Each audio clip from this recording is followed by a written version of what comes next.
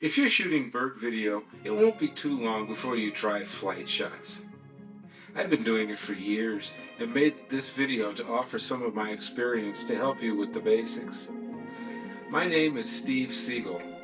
I've been a bird videographer since the 1990s. Back then, video was all on tape.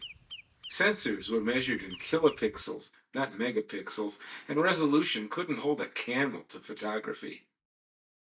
But the excitement of motion was there, and I stuck with video. Over time, the cameras improved. I shoot a Panasonic Lumix G8-7, micro four thirds with a 100 to 400 zoom.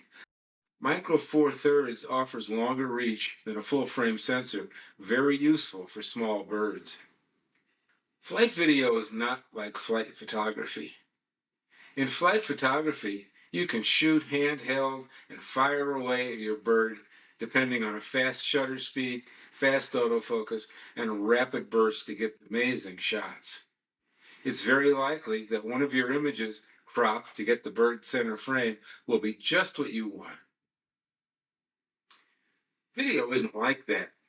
Handheld just won't work. You got to use a tripod. Otherwise, instead of the bird just flying across the screen, it'll be jumping up and down with your body movements. If you're steady, the tripod head you use for photo work may be okay. A fluid video head, like this one, makes things much smoother if you want to spend the money for it. You can get one for $30 or $30,000 or anywhere in between. But in this video, I'm going to talk about flight shots where following the bird isn't necessary. It's a great way to start shooting bird flight. I'm talking about birds that nest in holes like woodpeckers or nest boxes like wrens. The nice thing about these birds is that your scene is always in the open. The birds are usually following the same flight path. They can't come to the nest from the rear behind a bunch of leaves. You can get two different types of shots, flying in and flying out. By shooting in slow motion, you can prolong action that may take less than a second to a couple of seconds and see parts of the bird that are not usually visible. The first thing you need to do is find the nest. In North America, woodpeckers begin excavating in early spring. By the end of April, they're digging in earnest. Just walk through the woods and follow any drumming or calling you hear. That's a good way to start. This will get you onto a pair's territory, if not to the actual nest site. It is often possible to identify your quarry long before you see it, as different woodpeckers have distinctive drum rolls they use. This is a northern flicker.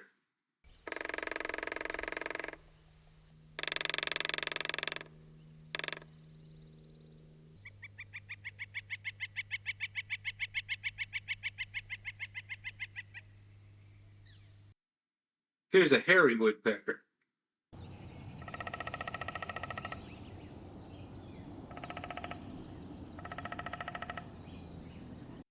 Here's a yellow-bellied sapsucker.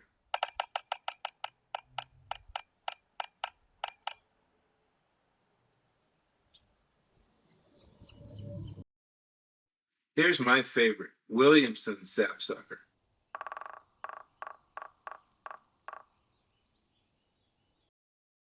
Once you find a bird going in and out of a hole, you can be pretty sure that that's going to be the nest. Be sure you have a pad and a pencil with you. Draw a detailed map of where the nest is. Show specific trees. Count paces between landmarks and your car. Go back to the nest tree from your car. When you do this, you'll be going backwards from the way you mapped it. Getting confused is very easy. Once you find your nest, you will have May and part of June to film. Set up in a comfortable spot far enough from the nest not to disturb the birds. Picking a spot is very important. You need a clear line of sight to the hole. You want the background right at the hole to be something other than sky, because you'll probably want to get feeding shots as well as flight shots while you follow the family, and backlighting is not a good idea. I do not try to pan and follow the bird in. That's a fool's errand. It's better to leave the camera stationary. Listen for a signal that the bird is approaching. It may be a call. It may be cheeping from the babies. By some magic, they know when food is coming. Start filming before you see the bird. As a rule of thumb, I shoot at 120 frames per second and try to get the bird in view for 1 to 2 seconds. At 120 frames per second, in editing, it is simple to slow the shot down 4 times and still have smooth motion. Your 1 second becomes 4 seconds. If you get 2 seconds of footage, it's even better, but that rarely happens. If you're limited to 60 frames per second, slowing down 4 times looks a little jerky. 2 times may be better.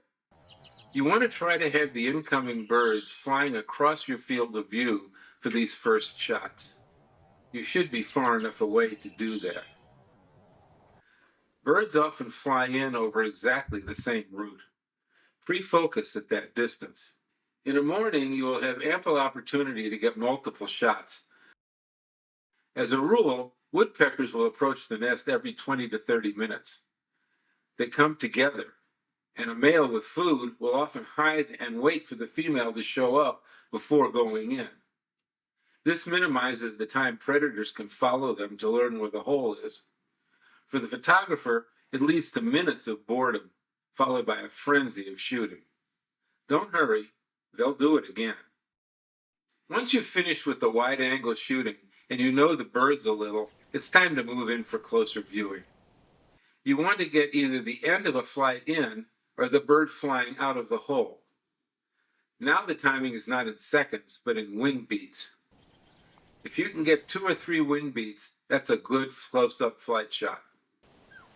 Your distance is a judgment call between close-up detail and length of flight capture, so play around. Most woodpeckers feeding babies get used to your presence pretty quickly. Try to keep a respectful distance. Certainly 10 feet is too close. Watch the background and the backlighting. Once again, play around with that. The birds aren't going anywhere. For these shots, I try to position the hole at the extreme right or left of the frame and near the top. The bird is often going to dip down a bit when leaving the hole. For incoming, it's more complicated, as the bird has a choice where to land, and it may come in above your field of view and scoot down to the hole. That's why incoming shots are difficult to get in real close-up. A couple of wing beats and a swoop to the tree is a good goal.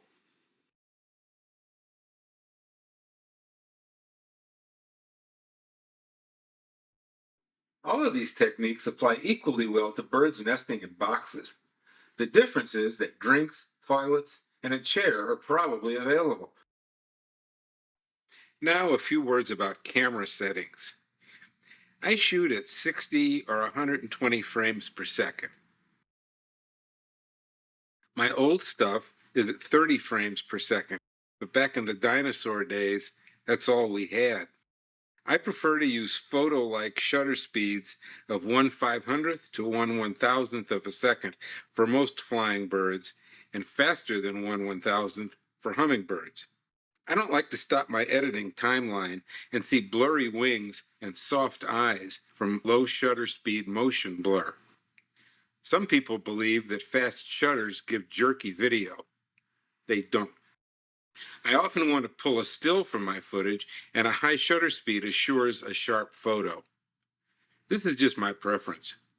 If you or a client want the movie look, there's nothing wrong with lower shutter speeds and shooting at 24 frames per second, which is the industry standard.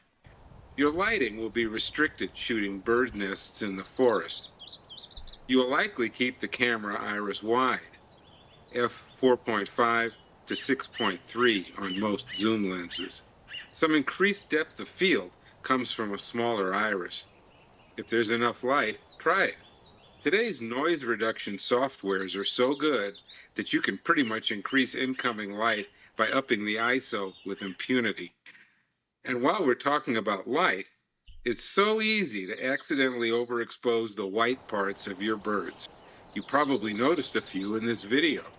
Most cameras superimpose zebra patterns over areas that are too white. They can be lifesavers when you're shooting in dappled light. But if you have a histogram, it is so much better. Just adjust the iris and shutter to keep the mountain from touching the right side, as shown here. If you found this video useful, please let me know in the comments section. I'm planning to discuss shooting waterfowl, shorebirds, hummingbirds, and raptors in future installments, so stay tuned.